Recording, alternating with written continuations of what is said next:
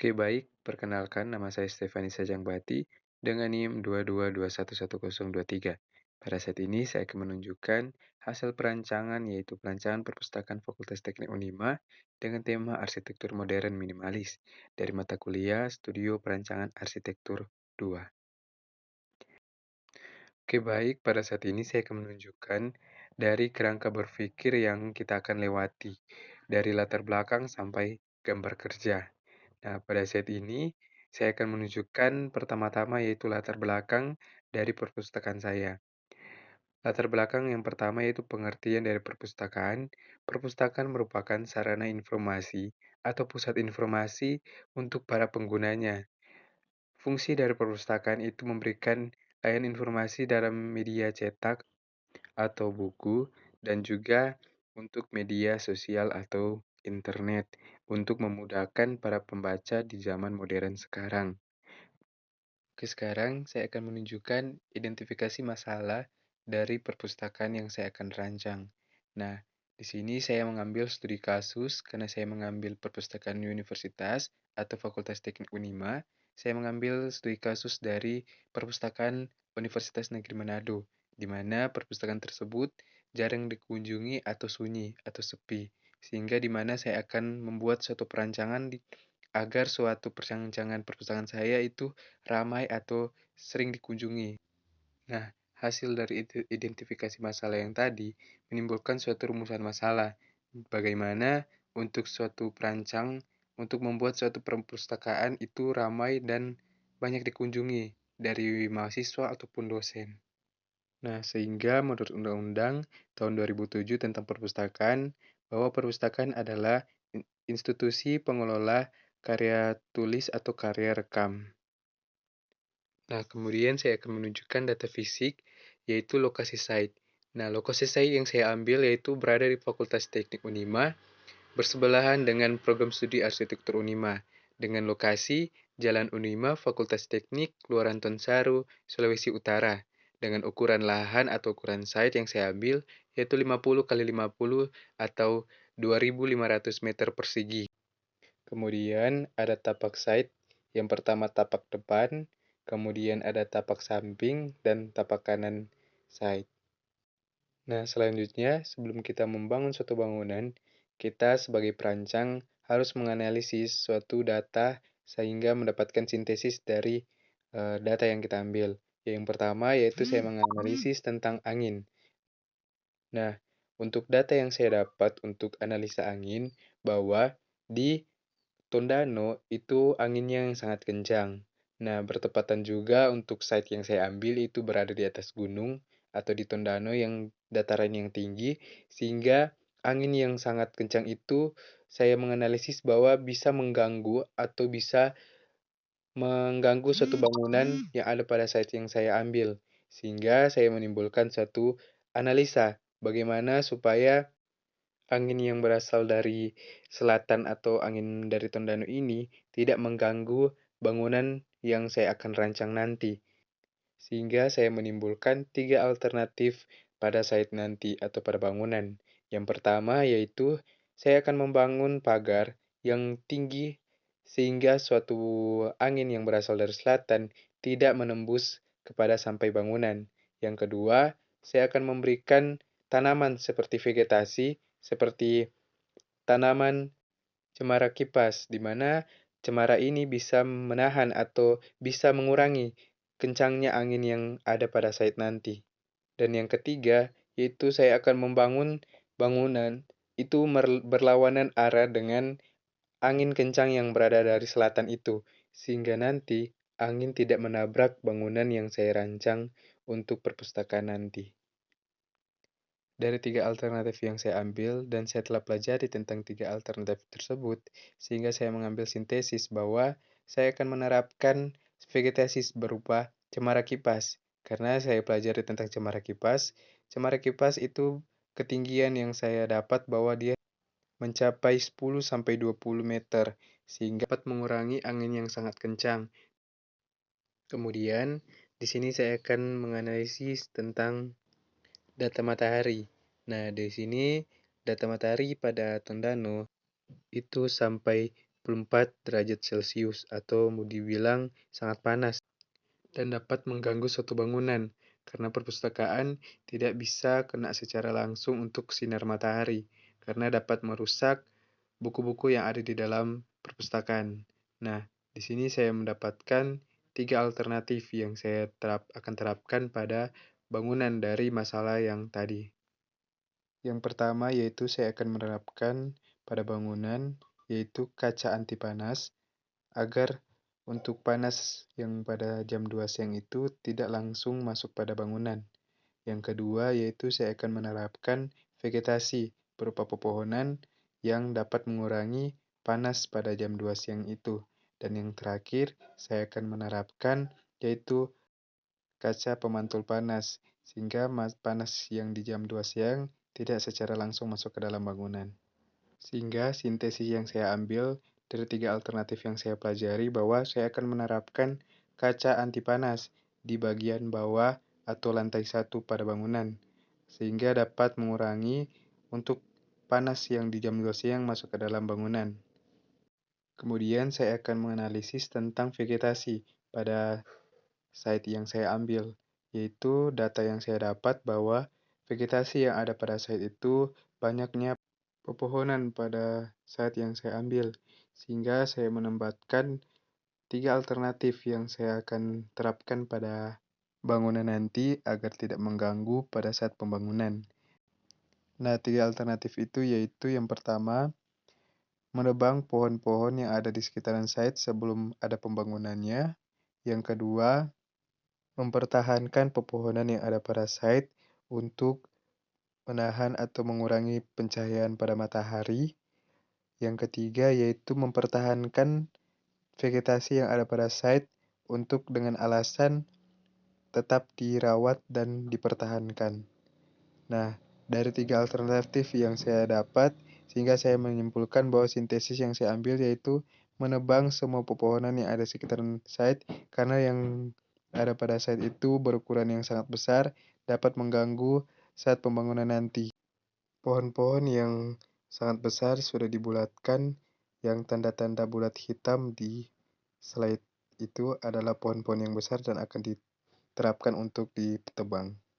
Kemudian saat ini saya akan menganalisa tentang curah hujan pada site yang saya ambil yaitu di Tondano. Data yang saya dapat bahwa curah hujan di Tondano itu sangatlah deras atau setiap bulannya itu selalu hujan. Sehingga dari data yang di atas, saya menimbulkan 3 alternatif yang saya akan terapkan pada bangunan nanti. Yaitu yang pertama yaitu saya akan menerapkan yaitu atap yang miring untuk mencegah kebocoran atau ketergenangan untuk air hujan pada bangunan nanti. Alternatif yang kedua yaitu saya akan membuat saluran air bersih dan saluran air kotor yang terutama air hujan pada bangunan di area sekitar site nanti. Alternatif yang ketiga yaitu menerapkan material yang dapat mengurangi atau mengatasi dari air hujan tersebut. Sehingga dari 3 alternatif tersebut saya mendapatkan sintesis bahwa saya akan menerapkan pembuatan saluran air bersih dan saluran air kotor pada bangunan dan menerapkan untuk memanfaatkan air hujan sebagai air mancur atau air pada taman nanti. Kemudian saat ini saya akan menganalisis tentang data kelembaban. Data kelembaban yang saya dapat suhu yang pada site yang saya ambil yaitu kurang stabil atau kadang-kadang panas dan kadang-kadang dingin. Sehingga saya akan menimbulkan 3 alternatif untuk data yang telah saya dapat. Untuk alternatif yang pertama yaitu saya akan menerapkan tirai atau penutup setiap jendela untuk penghangatan dalam bangunan. Dan jika suhunya panas akan diterapkan AC untuk pendingin ruangan. Kemudian untuk alternatif yang kedua akan diterapkan yaitu pembuatan teras di depan bangunan untuk menghubungkan area luar dan area dalam pada bangunan. Dan untuk alternatif yang ketiga yaitu membuat tiritisan pada atap bangunan untuk menciptakan kesejukan pada bangunan nanti. dari 3 alternatif yang saya pelajari, sehingga saya mendapatkan sintesis bahwa saya akan menerapkan tirai untuk penghangatan dan AC untuk penyedukan atau jika panas nanti. Kemudian pada saat ini saya akan menganalisis tentang data view. Data view pada site itu banyaknya pepohonan yang besar, sehingga dari analisis yang tadi tentang vegetasi, saya akan menebang setiap pepohonan yang sangat besar karena mengganggu pada pembangunan nanti.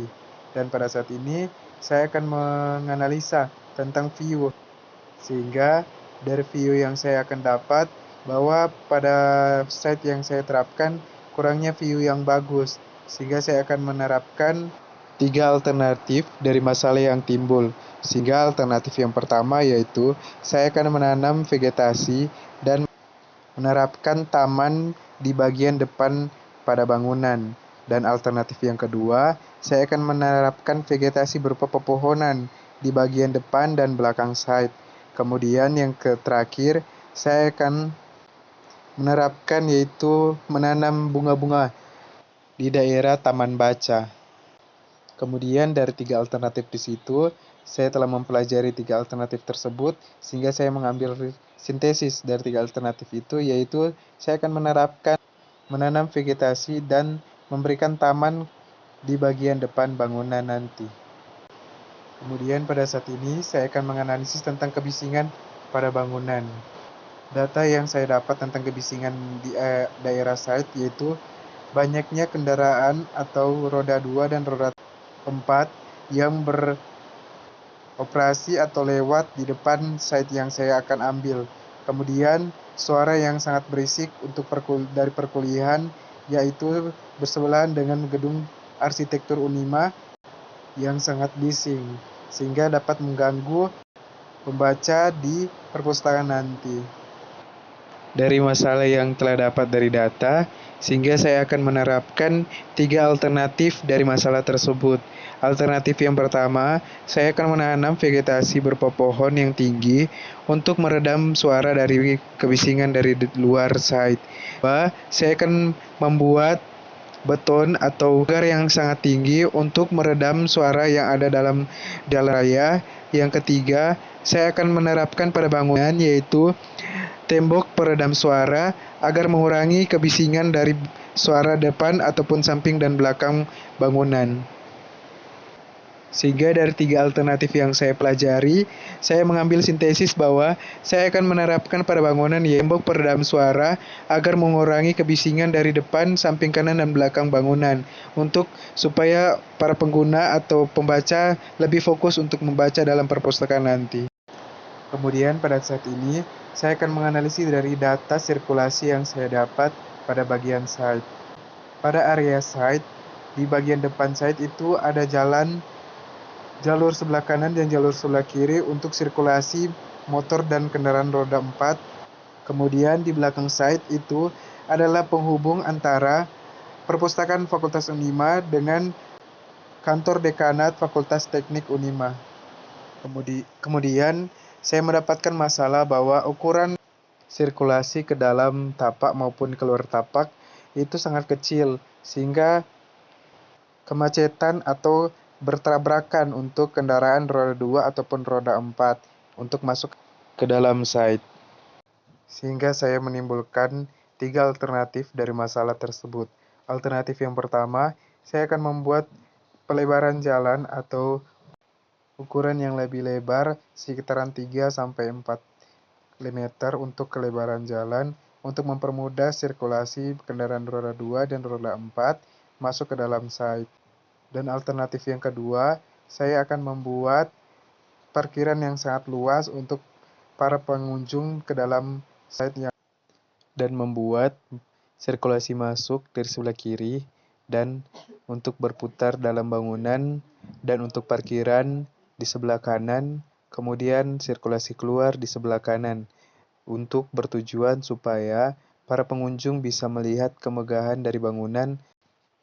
Kemudian dari 3 alternatif di situ, saya mempelajari 3 alternatif tersebut dan saya mendapatkan sintesis bahwa saya akan menerapkan sirkulasi masuk dari sebelah kiri dan untuk berputar dalam bangunan dan untuk parkiran di sebelah kanan, Kemudian sirkulasi keluar di sebelah kanan untuk bertujuan supaya para pengunjung bisa melihat kemegahan dari bangunan tersebut. Kemudian pada saat ini kita akan menganalisis dari data utilitas. Data utilitas yang saya terapkan pada bangunan yaitu ada listrik, air bersih, dan tempat sampah. Dan dari data di situ saya mendapat analisa bahwa masalah yang akan diterapkan yaitu penempatan-penempatan yaitu utilitas-utilitas yang ada pada site. Sehingga saya mendapatkan respon bagaimana saya akan menempatkan setiap utilitas yang ada pada bagian bangunan dan pada site, yaitu tempat sampah di bagian depan, kemudian ada listrik untuk utilitas di bagian dalam bangunan, kemudian tempat penampungan air, air bersih itu di belakang atau di bagian belakang site yang saya akan terapkan pada bangunan. Kemudian pada saat ini kita masuk pada data non-fisik, di mana para pengguna dan tabel kebutuhan ruang dan aktivitas pengguna. Nah, dari data non-fisik ini kita bisa lihat data pengguna untuk perpustakaan Fakultas Teknik ini yaitu salah satunya ada mahasiswa, ada dosen, pegawai arsip, cleaning service, satpam, dan pustakawan. Nah, kemudian di sini ada aktivitas pengguna, yaitu mahasiswa. Dari aktivitas pengguna ini, kita akan mendapatkan ruang-ruang untuk perancangan nanti pada perpustakaan yang saya akan rancang nanti. Sehingga dari data aktivitas yang saya dapat, dari data itu dan analisa-analisa fisik yang saya dapat, sehingga saya dapatkan sifat-sifat ruang untuk setiap ruangan yang saya akan terapkan pada bangunan nanti, yaitu berupa privat, non-privat, service, dan publik.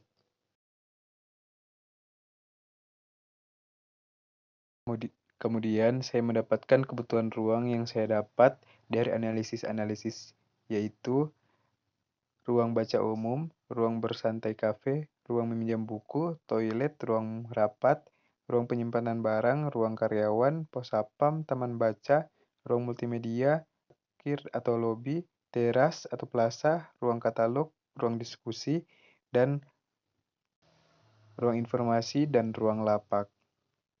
Dan untuk keseluruhan ruang yaitu berjumlah 20 ruang. Dari ruang-ruang tersebut saya memberikan furniture-furniture dan perhitungan dari setiap furniture dalam ruangan tersebut dan berjumlah keseluruhannya yaitu 671,79 meter persegi untuk keseluruhan furniture dalam ruangan yang saya terapkan dalam bangunan nanti. Dan ada penentuan jumlah lantai dari keseluruhan site yaitu 2.500 meter persegi untuk luas site dikali dengan KDB 40% dan KLB 1 dan perhitungan 40% dikali dengan 2.500 sehingga mendapatkan luas lantai yaitu 1.000 meter persegi dikali 2 dengan 2 lantai yaitu 2.000 meter persegi.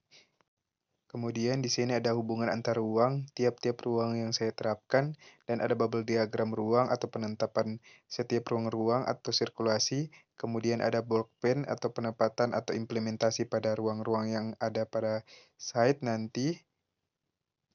Kemudian karena kita sudah mendapatkan setiap ruang dan penempatan ruang, kemudian saat ini kita akan membahas tentang arsitektur modern minimalis karena saya mengangkat tentang tema arsitektur modern minimalis.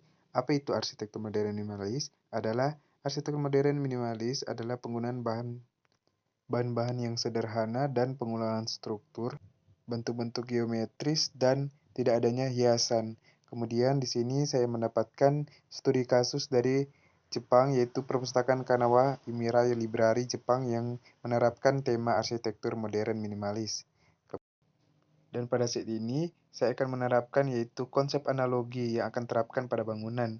Kenapa saya mengambil konsep analogi? Karena perpustakaan identik dengan buku, sehingga saya mengambil objek yaitu buku untuk perpustakaan yang saya akan terapkan pada bangunan nanti.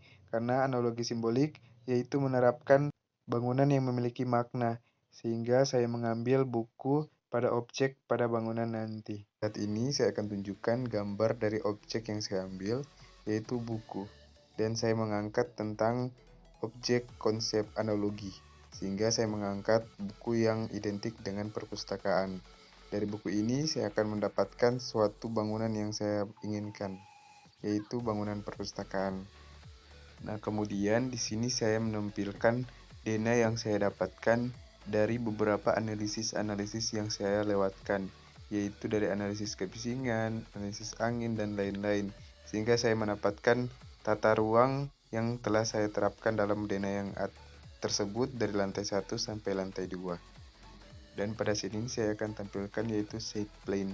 Di sini ada landscape yang ada pada bangunan saya, yaitu ada pohon, ada taman, ada lahan parkir, dan ada kelihatan rencana atap yang saya terapkan pada bangunan di side plan saya. Kemudian pada saat ini di sini ada layout yang saya terapkan dari lantai 1 sampai 2, penataan ruang yang saya dapatkan dari ruang-ruang yang tadi, dan ada furnitur-furnitur yang ada di dalamnya. Dan di sini saya akan tampilkan yaitu tampak depan dan tampak belakang, hasil dari penerapan konsep buku yang saya terapkan. Kemudian di sini ada tampak samping kanan dan tampak samping kiri pada bangunan yang saya akan terapkan. Kemudian di sini kita bisa lihat dari detail atap yang saya tampilkan, dari bahan-bahan yang saya dapatkan dan saya akan tampilkan pada bangunan. Dan kemudian di sini saya tampilkan yaitu rencana detail pondasi yang akan saya terapkan pada bangunan, karena saya mengambil pondasi cakar ayam. Dan di sini ada potongan A dan potongan B pada bangunan.